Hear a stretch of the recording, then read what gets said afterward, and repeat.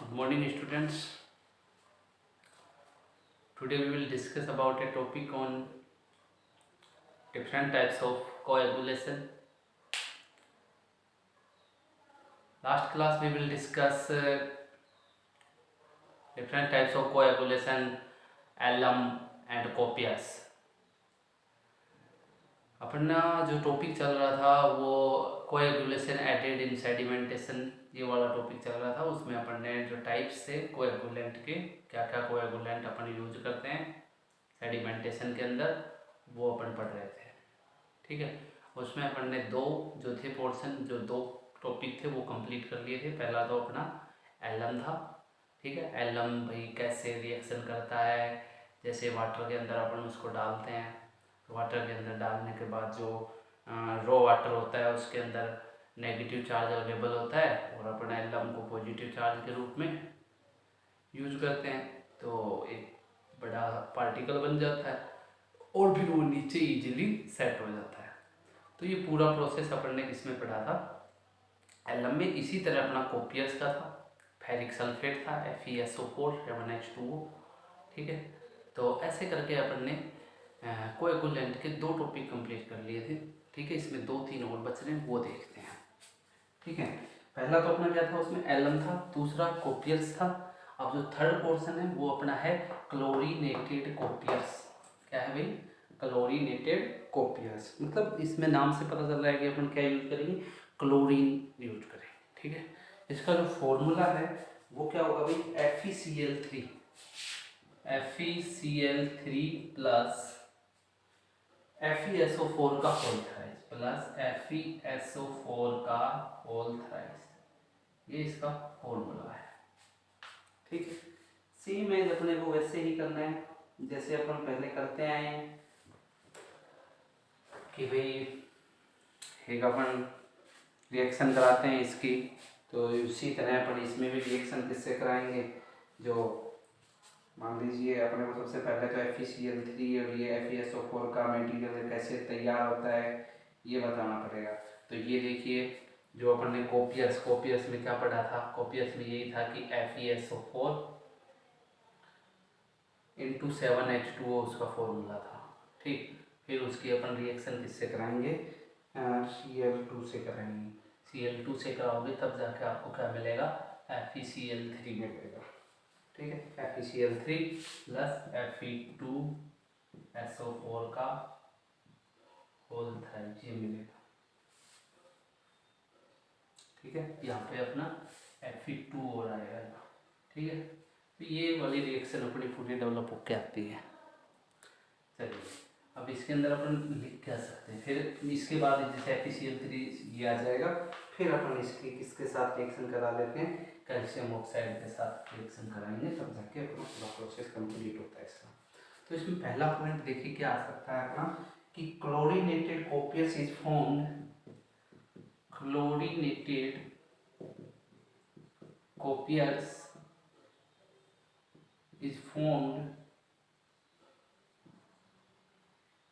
is formed by addition chlorine in copia, formed by addition chlorine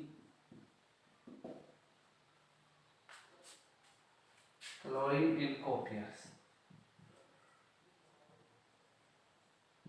ठीक है भाई, क्या करेंगे, chlorinated copperas is formed by addition chlorine in copperas. ठीक है, जो अभी अपन ने जो रिएक्शन लिखी थी वो अपन यहाँ लिख सकते हैं।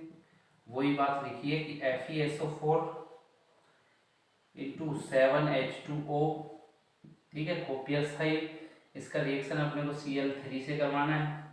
Cl3 से करवाने के बाद अपने पास क्या बचता है भाई, FeCl3। ठीक है, FeCl3 और प्लस में Fe2SO4 का होल थ्राइस। ठीक है, ये बचता है। यही चीज अपन लिखी है कि क्लोरीनेटेड कोपियस जो ये था, इसकी फॉर्म्ड बाय एडिशन क्लोरीन, तो अपने क्या मिलता है, ये मिलता है।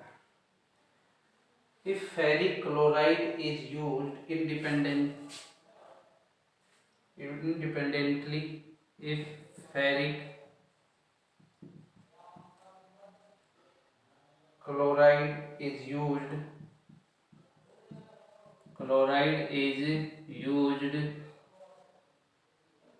independently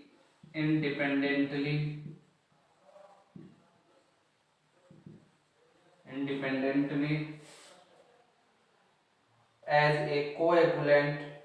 Its work as a coagulant. Its work on the pH range. Its work on the pH range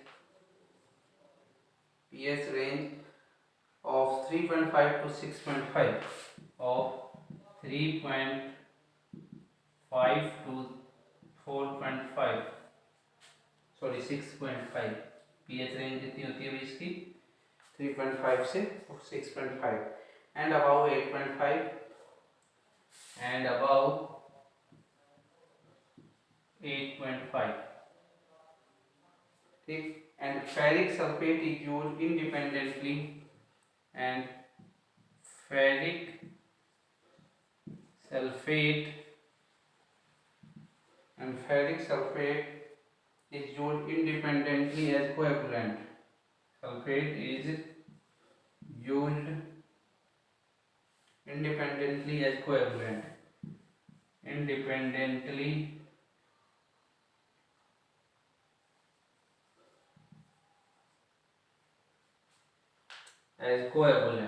As coagulant, ठीक है।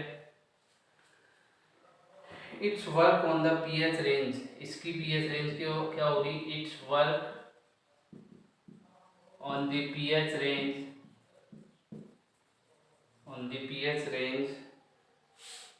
of 4 to 7 and above 9, of 4 to 7 and above 9. Hence chlorinated copious works.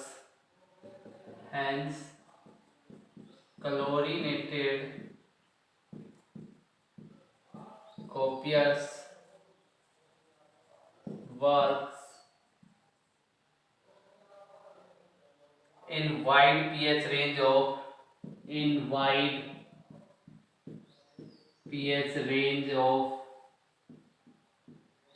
3.5 to 7 and above 8.5। ठीक है भाई, ये पूरा process है। पहला क्या था अपना कि भाई if ferric chloride is use independently as a coagulant. Ferric chloride की बात करिए पहले कि फेरिक क्लोराइड की अपन एक इंडिपेंडेंटली कोएगुलेंट के रूप में यूज करेंगे। इसका जो पीएच रेंज होगा वो 3.5 to 6.5 या अबाउ 8.5 होगा। एंड ये तो अपना पूरा फेरिक क्लोराइड का जो क्लोरीनेट कोएगुलेंट यूज करेंगे उसके लिए बात हो गई। नेक्स्ट क्या है कि if ferric sulphate is use independently as coagulant, अगर अपन इसको एक कोएगुलेंट के रूप में यूज करते हैं फेरिक सल्फेट को, तो इसका जो पीएच रेंज होता है वो होता है 4 to 7 या फिर अबाउ 9। ठीक है, तो hence chlorinated copperas works in wide pH range of 3.5 to 7 and about 8.5। ठीक है भाई, अब इसको अपन नीचे लिख सकते हैं रिएक्शन के रूप में इस पूरे पोर्शन को। तो सबसे पहले तो अपने को किसका करना है? फेरिक क्लोराइड का। ठीक है, तो फेरिक क्लोराइड का करना है तो FeCl3। FeCl3 का अपन किससे रिएक्शन कराएंगे? कैल्शियम ऑक्साइड से रिएक्शन कराएंगे। कैल्शियम ऑक्साइड से रिएक्शन कराते हैं तो अपने पास क्या बच के आता है भाई? FeOH का होल थ्राइस, FeOH का whole thrice plus calcium chloride CaCl2 निकल के आता है। ठीक, नेक्स्ट किसका करवाना है रिएक्शन? फेरिक सल्फेट का। तो उसको अपन कैसे लिख सकते हैं कि Fe2SO4 का whole thrice plus calcium oxide. ठीक है, तो इसका रिएक्शन कराते हैं तो क्या निकल के आता है? FeOH का होल थ्राइस प्लस CaSO4। ठीक है भाई, ये निकल के आता है। ये पूरा अपना किसका, इसका जो रिएक्शन पोर्शन था वो हो जाता है। ठीक है, तो ये क्लोरीनेटेड जो अपना कोपियस था उसका टॉपिक होता है ये। ठीक है, इसको आप नोट कर लीजिए। और मेन जो है रिएक्शन को अच्छे से ध्यान रखना, ये ही इम्पोर्टेंट है।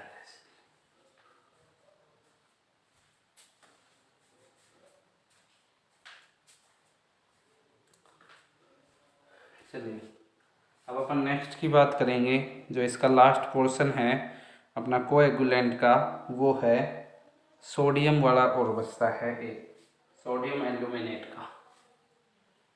ठीक है भाई, चलिए नेक्स्ट हेडिंग डाल दीजिए आप, सोडियम एल्यूमिनेट।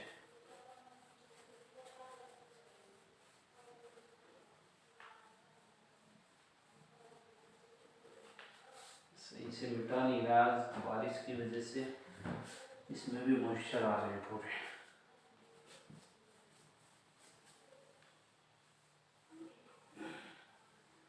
कोरोना का दौर चल रहा है, बारिश का मौसम भी अगर ये आया है तो ये ज़्यादा बीमारी और फैलाएगा। तो जितना हो सके सेफ रहना सभी। थोड़ी बहुत भी शिकायत किसी चीज़ की होती है तो तुरंत अपना ट्रीटमेंट स्टार्ट कर देना। चलिए भाई, नेक्स्ट जो अपना है उसकी बात करते हैं। इसकी लास्ट है इसका सोडियम एल्यूमिनेट। फोर्थ है सोडियम एल्यूमिनेट।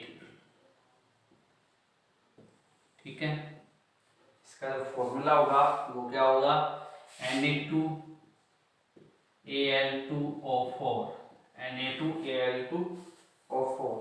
ठीक है, देखिए इसका, देखिए रिएक्शन जो होगा अपना वो किससे होगा, कैल्शियम और मैग्नीशियम। ठीक है, हार्डनेस में भी अपन ने यूज किया था इनको, तो यहाँ पे भी उसी पोर्शन को यूज करना है। कैल्शियम और इसको मैग्नीशियम के साथ रिएक्शन कराते हैं इसकी, और फिर इसका जो बन के आता है वो अपना ये बन के आता है। ठीक है, तो इसमें लिख सकते हैं अपन, it reacts with calcium and magnesium present in the water. It reacts with calcium and magnesium, with calcium and magnesium present in the water, present in the water, present in the water, leads to formation stickly, leads to formation stickly gelation of precipitate of stickly gelation precipitate of calcium or magnesium, precipitate of calcium or magnesium, calcium or magnesium illuminate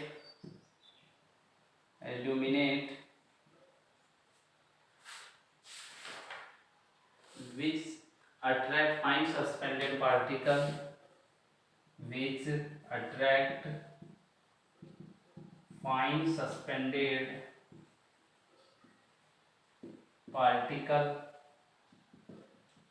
fine suspended particle over its surface and leads to the over its surface and leads to the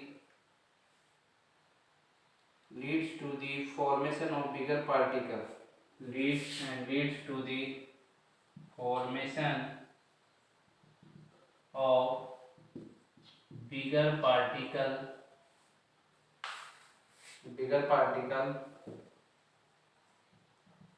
which can easily settled in the following sedimentation process. In the following sedimentation process.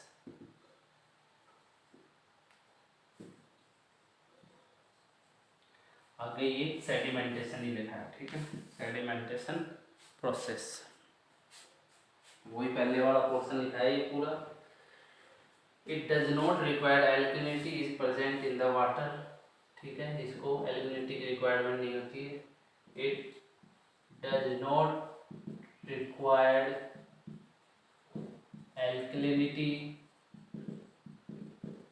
alkalinity is present in the water, is present in the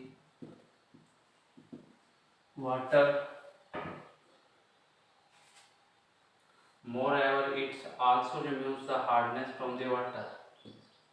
Moreover, it also remove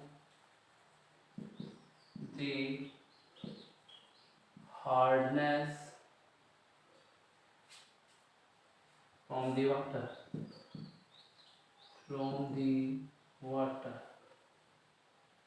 ठीक है। pH range लिख लीजिए इसकी, pH range है भाई इसकी 6 to 8.5, 6 to 8.5 है। और इसकी क्वांटिटी कितनी लेते हैं अपन, डोज कितना है इसका, it's normal dose also varies in the range of, also varies in the range of 10 to 30 milligram पर लीटर, ठीक है। रिएक्शन देख लो, इसकी रिएक्शन क्या है भाई, Al2Al2SO4 का रिएक्शन अपन Ca या फिर Mg किस टर्म में होंगे अपने, Cl माइनस या SO4 माइनस 2 की टर्म में भी हो सकता है, NO3 माइनस की टर्म में भी हो सकता है, CO3 माइनस 2 में भी हो सकता है, HCO3 में भी हो सकता है, ठीक। रिएक्शन अपन इसका किसके साथ करा देंगे, कैल्शियम और मैग्नीशियम और Al2SO4 के साथ, फिर अपने पास एक में और निकल जाता है NaCl माइनस की टर्म में, SO4 माइनस 2 की टर्म में, CO3 माइनस 2 की टर्म में एंड HCO3 माइनस की टर्म में, ठीक है। ये पूरा अपना रिएक्शन का पोर्शन हो जाता है इसका। तो देखिए जो अपना एलम से रिलेटेड जो क्या नाम है, कोएगुलेंट से रिलेटेड जो अपने यूज करते थे कोएगुलेंट, वो अपन ने डिस्कस कर लिए हैं। ये सारे अपन जो 4 अपन ने लिखे हैं, 4 अपन ने क्लियर किए हैं। कौन कौन सा किया था भाई, एलम का किया था और कोपियस, नेक्स्ट था अपना क्लोरीनेटेड कोपियस, ठीक है, और ये सोडियम एल्यूमिनेट था। सबका जितना भी रिएक्शन पोर्शन है वो दिमाग में ज़रूर रखना, वो आपको पूरा क्लियर ज़रूर होना चाहिए, वही इम्पोर्टेंट होता है इसमें। और आगे अपना टॉपिक रहेगा फ्लोक्युलेशन का, उसकी अपन बात करेंगे नेक्स्ट वीडियो में, ठीक है। इन सभी वीडियो को आप अच्छे से देखो, अच्छे से समझो। कोई प्रॉब्लम होती है तो ऑनलाइन क्लास होती है, उसके अंदर आप मेरे से डिस्कस कर सकते हो, ठीक है। Thank you.